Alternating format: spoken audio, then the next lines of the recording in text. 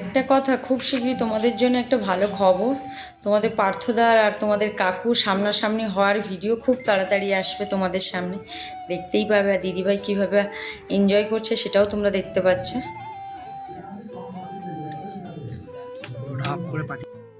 Good morning সবাইকে, কাকিমা লাইফস্টাইলে আরও একবার সবাইকে স্বাগত। আজকে শুক্রবার, এখন সকাল 7টা বাজে। উঠলাম জাস্ট কিছুক্ষণ আগে, উঠে একটু গরম জল খেলাম, খেয়ে এখন এই যে বৃষ্টি পড়ছে বলে তোমাদের কাকু তাড়াতাড়ি আজকে আর বেরোয়নি ডিউটিতে, তো একটু যেতে লেট হবে। তার জন্য একটুখানি বললো যে একটু চা বানাই, বলে হ্যাঁ বানাও, তাহলে চা খাবো। চলো চাটা খেয়ে নিই। চা নিয়ে চলে এসেছি বিছানার উপরে। আমার তো ঘুম চোখে ছাড়ছে না, আর এই যে উঠে শান ফান সব হয়ে গেছে, চুপ করে তাকিয়ে রয়েছে, মানুষ তো কিছু বলে। Hi, good morning. Hi, good morning. ঠিক আছে, চলো চাটা খেয়ে নিই। 9টা বাজতে যায়, আমার এখনো অবধি দেখো শান ফান কিছুই হয়নি। কারণটা হচ্ছে তোমাদেরকে একটা বলি, শোনো। মেঘ তো এমনি, ওয়েদার তো মেঘলাই হয়ে রয়েছে। সকালবেলা উঠে না আমি না কিছু ইঁদুর যেমন কাটলে আওয়াজ হয় না, ফ্ল্যাটে থাকি তো কি হয়েছে, আমাদের এখানে এত নোংরা করে রাখে সব এক একটা ঘরের, মানে সব ঘরে না হলেও কিছু কিছু ঘরে। তারপরে তো ছাদের মধ্যে যে যেরম পেরেছে জিনিস রাখে, সে তো নোংরা ভর্তি, সেখান থেকেও আসে। আর আমার একদম টপ ফ্লোরে ছাদের যত ইঁদুর সব ঘরে ঢোকে। ঘরে ঢোকে বলতে এতদিন ঢুকতো না, আজকে দেখছি হঠাৎ ঢুকে আমার এই খাটের গদি, কোথাও ঢোকেনি, মানে কিছু না কেটে ও কোথা দিয়ে ঢুকলো, জানলা দিয়ে আমার মনে হয় ঢুকেছে, ওখানে এতটা জায়গা কেটে দিয়েছে।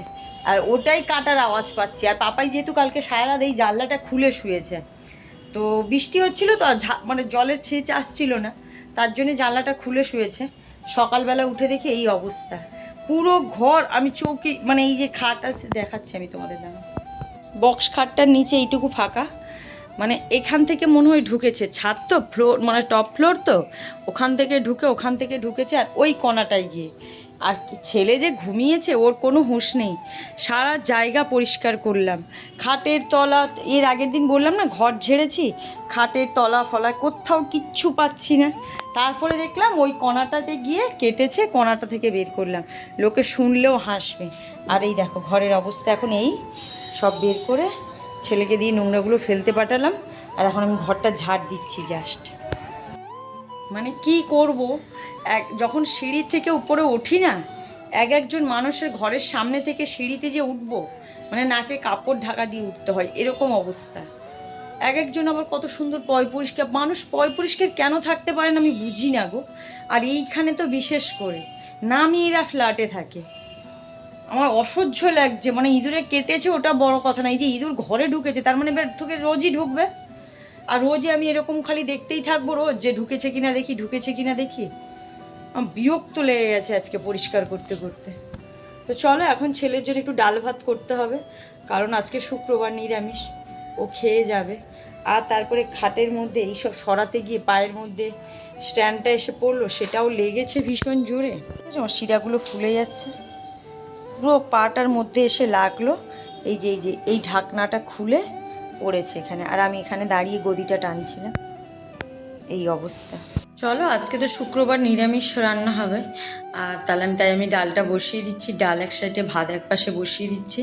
তো ডাল আর হচ্ছে কি করি দেখি, ছেলের আবার আলু সেদ্ধ পছন্দ না, ওর বাবা আবার আলু ভাজা ডাল না থেকে আলু সেদ্ধ দিয়ে ডাল, আর ওই একটু শুকনো লঙ্কা ভাজা আর একটুখানি জিরে ফোড়ন দিয়ে তেল দিয়ে, জিরে ফোড়ন আর তেল দিয়ে যদি মেখে দিই আলু সেদ্ধ, ওই দিয়ে ভালো খায়। তো কার জন্যে কি করি দেখি, একটু বেগুন ভাজা করব, কয়েকটা ঢ্যাঁড়স আছে ফ্রিজে রাখা, ওগুলো বের করব। কি এখন রান্না করব বুঝে উঠতে পারছি না। সকালবেলা আপাতত একটু ডাল ভাত করি, তারপরে দেখা যাবে। পেঁপে দিয়ে ডালটা করব। এখন ডালটা আমি ভেজে ধুয়ে নিয়েছি। আর ডালটা না খুব একটা ভালো না, কেমন একটা কালচে কালচে দেখতে। এখানে একটা লোকাল দোকান থেকে নিয়েছি, তো আমি জানি না, ওই দোকান থেকে নিইনি কোনো দিনও ডাল, এই প্রথমবার নিলাম, দেখলাম কীরকম একটা কালো বাজে লাগছে দেখতে। আর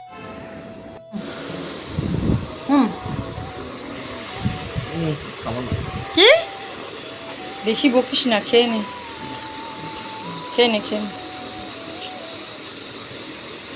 দু চারটে খা। আমার স্নান হয়ে গেছে আর পুজোও ঘরে দিয়ে দিয়েছি। চলো এখন আমি পেঁপেটা খাবো, খেয়ে একটু নিচে যাব, দেখি কি বাজার করি। আর ছেলে তো খেয়ে স্কুলে বেরিয়ে গেল দেখলে।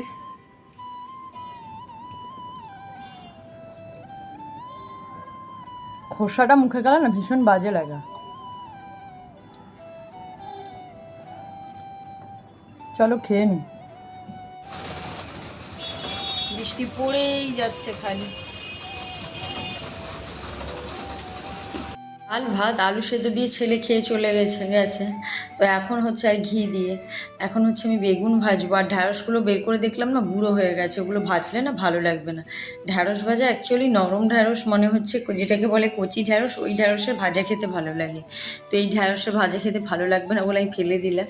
আর এগুলো এখন কেটে নুন হলুদ মাখিয়ে রাখবো, রেখে খাওয়ার আগে একটু ভাজবো, ব্যাস হয়ে যাবে আমার, তাহলেই রেডি হয়ে যাবে রান্না। আর তোমাদের দিদিভাই তো বাড়িতে নেই, 100 বার বললাম ভালো লাগছে না, ঘর পুরো ফাঁকা রয়েছে।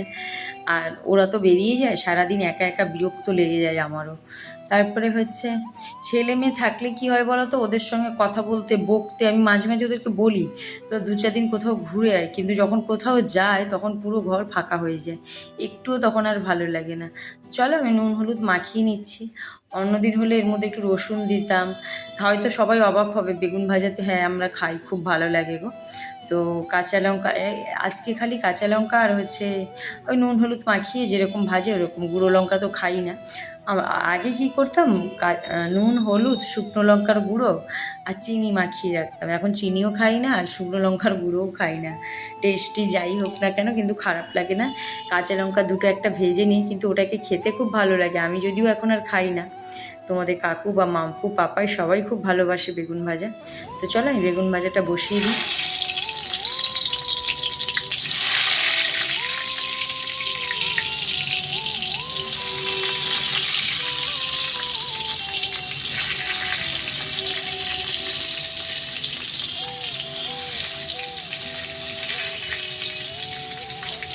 দেখো আমি বেগুনের মধ্যে কয়েকটা কাঁচা লঙ্কাও দিয়ে দিয়েছি। তো বেগুনও ভাজা হয়ে যাবে, কাঁচা লঙ্কাটাও ভাজা হয়ে যাবে। আর এই কাঁচা লঙ্কা আর বেগুন দিয়ে ভাত মেখে খেয়ে দেখবে, খুব ভালো লাগে। এর মধ্যে আমি এরকম করি কি, বেগুন এই যে এগুলো ভাজার সঙ্গে 2-4 টুকরো রসুনও দিয়ে দিই। তো ওটাতে না ছেলে মেয়ে ভীষণ ভালোবাসে, খায়, ভালো খায়। তো চলো আমি আজকে তো যেহেতু রসুন দেওয়া যাবে না, তাই আর বলে কাজ নেই। তো চলো বেগুন ভাজা আমার হয়ে গেছে। তো হচ্ছে ছেলে খেয়ে স্কুলে বেরিয়ে গেছে, আর আমি দেখো একদিকে রান্নাও বসিয়ে দিয়েছি। ক্যামেরাটা কেমন ঘোলা ঘোলা লাগছে। তো চলো, আর ঢ্যাঁড়স ভাজবো ভাবছিলাম, দেখলাম কি ওগুলো অনেক বুড়ো হয়ে গেছে, তো ভাজলে এরা কেউ খাবে না, তো ওই জন্য আর কাটলাম না। তো চলো, লঙ্কার ঝাঁঝকি বেরোচ্ছে বাবা। দেখো এখানে খাবার নিয়ে চলে এসেছি, ওদিকে ওই যে বেগুন ভাজা রয়েছে, পাঁপড় ভেজেছি ওদের জন্য, আর আমি তো আলু সেদ্ধ ডাল দিয়ে খাবো। তো ছেলের জন্য, আর ছেলে আলু ভাজা বেশি পছন্দ করে, তো ঠিক আছে খেয়ে নেবে, কিছু বলবে না। ঘি আর বেগুন ভাজা আর পাঁপড়ও আসলেও গরম গরম ভেজে দেবো, এটা খালি তোমাদের কাকুর জন্য ভেজে রেখেছি। তো চলো খেয়ে নিই। আমি ডাল আলু সেদ্ধ দিয়েই খাবো আজকে, আর পেঁপে সেদ্ধ দিইনি। রোজ দিন পেঁপে ভালো লাগছে না জানো তো, তো পেঁপে ভাতেও আজকে দিইনি, পেঁপে ডালের মধ্যে দিয়েছি। আর তোমাদের কাকুর আবার আছে কি, এই মুগ ডাল করলে একটু ঘি দিতে হবে। দেখো সেই জামা কাপড়গুলো দুপুরবেলা দিয়ে গেছি, রোদ্দুর তো নেই আর হাওয়াও নেই, শোকাবে কি করে, তার জন্য শোকায়ও নি। তো চলো এখন হচ্ছে একটু হেঁটে নিই, জানো রোজই আমি দুপুরবেলা হাঁটতে উঠি, তাই একটু হেঁটে নিচ্ছি। আমাদের মেয়েদের এই তো জীবন, ঘর আর এখন হয়েছে একটু ছাদ, এই হচ্ছে আমার জীবন, যে ঘুরে বেড়ানোর জায়গা, ছাদ থেকে একটুখানি নিচটা দেখা। একাদিন নেই বাড়িতে, তার জন্যই না ঘরটা একদম ফাঁকা ফাঁকা লাগছে, ভালোই লাগছে না কিছু। তো মেয়েকে ফোন করলাম, বললো কি যে কি নিয়ে আসবো, কাঁকড়া না চিংড়ি মাছ, আমি তোর যেটা ভালো লাগে। বললো ঠিক আছে আমি সেটাই নিয়ে আসবো তোমাদের জন্য। ঠিক আছে মা। সখিনি সব ভেজা, এগুলোকে তুলে এখন নিয়ে রাখবো ঘরে, আবার কালকে মেলবো। আর আমার ঘরে তো জানো একটু প্যান্ডেল টাঙাতে দেয় না, প্যান্ডেল টাঙাতে দেয় না, আমি তো এগুলো শখে প্যান্ডেল টাঙাই না, শুকবে তো না, সামনে গায়ে মাথায় লাগতে পারবে না, তো কী করে আমি জামা কাপড়গুলো শোকাবো। এই এক একটা করে তুলে গামলার মধ্যে রাখবো, ওই দেখো, ওই যে গামলাটা নিয়ে এসেছি ওর মধ্যে রাখবো, কালকে রোদ্দুর হলে শোকাবে, না হলে যেইকে সেই আমার খালি কাচতেই থাকি জামা কাপড় রোজেরটা রোজ, আর ওরকম পরতেই থাকবে। চলো চলো জামা কাপড়গুলো তুলে নিই। জামা কাপড়গুলো সব তুলে নিয়েছি। আর দেখো মেঘ যেন চারিদিকে কেমনি হয়ে রয়েছে।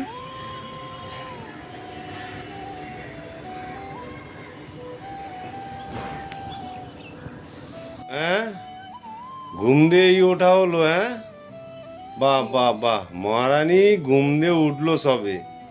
দেখো এখন সবে বেশি বাজেনি, 7:30 বাজে। আর একটু ঘুমিয়ে নাও, 10টা বেজে যাবে। ও বাবা, আবার মহারানীকে চা করে খাওয়াতে হবে? বাবা, তোমরা ঘুমালে আমি ডাকি। ও আচ্ছা, আমরা ঘুমালে ডাকো না, তাই তো? ও আচ্ছা আচ্ছা, তাই বুঝি। আচ্ছা তাহলে একটু ঘুমিয়ে পড়ো, আমি একটু চা করে নিয়ে আসছি, তোমাকে এনে খাওয়াচ্ছি। হ্যাঁ, শুয়ে পড়ো শুয়ে পড়ো। উঠে মুখ হাত পা ধুয়ে সন্ধ্যেটা দিচ্ছে, দিয়ে নাও। আমার চাও রেডি হয়ে গেছে।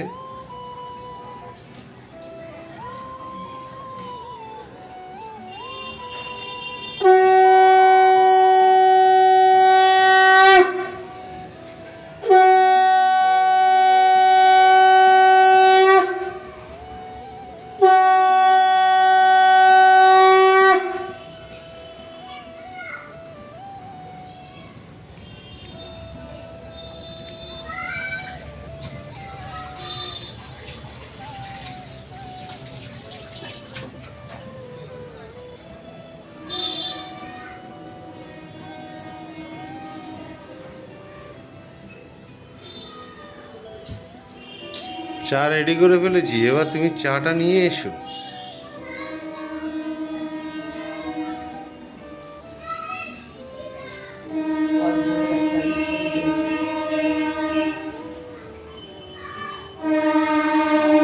আসুন ম্যাডাম। আমি করলাম, ওখানে রেডি করে রেখেছিলাম। মোটেও না গো, চা আমি বানালাম, আমি করলাম, উনি শুধু এনে দিল একটু আমাদের কাছে।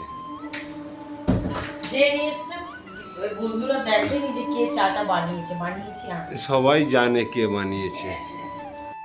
উনি তো সারাক্ষণ খালি গায়ে থাকতে বেশি ভালোবাসে, সেটা তোমরা এতদিনেও বুঝে গেছো। ঘরে থাকবো খালি গায়ে থাকবো না, কি করে থাকবো বলো? না না ঠিক আছে, তুমি খালি গায়েতে থাকো। তো চলো চাটা খেয়ে নিয়ে দেখি রাতে কি বানাবো। সবই রয়েছে, ডাল রয়েছে, বেগুন ভাজা রয়েছে, আলু সেদ্ধ নেই। ছেলে আবার ঠিক আছে, চলো চাটা খেয়ে।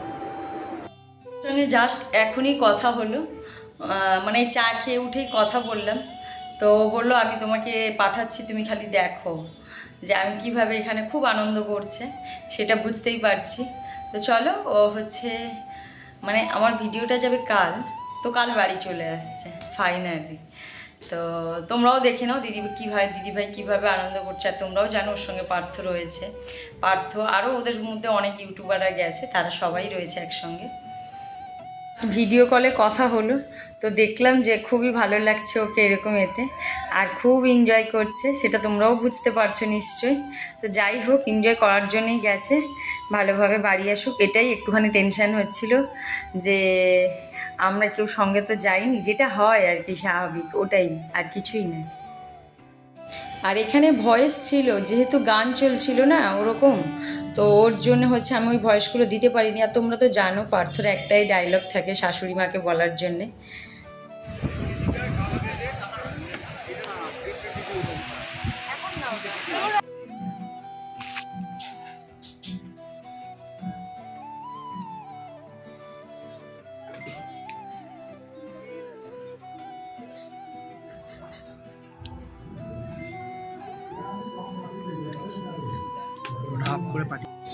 আর জানো তো ছোটোবেলায় না আমরা এরকম খেতে খুব ভালোবাসতাম, গরম গরম আলু ভাজা, ডাল আর মাছ ভাজা দিয়ে খেতে। আর হচ্ছে জানো তো বর্ষার সময় আমার বাপের বাড়ি গ্রামে, তো মাছ ভীষণ পাওয়া যায়। আর এই আলুটা না পেঁয়াজ লঙ্কা বাটা দিয়ে ভাজে, খেতে খুব সুন্দর হয়। কিন্তু আজকে তো যেহেতু নিরামিষ, আমি এসব কিছু করিনি। তো চলো খেয়ে নিই। আজকে ভিডিওটা আমি এখানেই শেষ করছি। সবাই সুস্থ থাকবে, ভালো থাকবে, সাবধানে থাকবে। দেখা হবে খুব শীঘ্রই নেক্সট একটা ব্লগে। ততক্ষণ সবাইকে গুড নাইট। তো চলো তোমরাও সবাই খেয়ে নাও, আর আমরাও তো খেতে বসে গেছি দেখলে।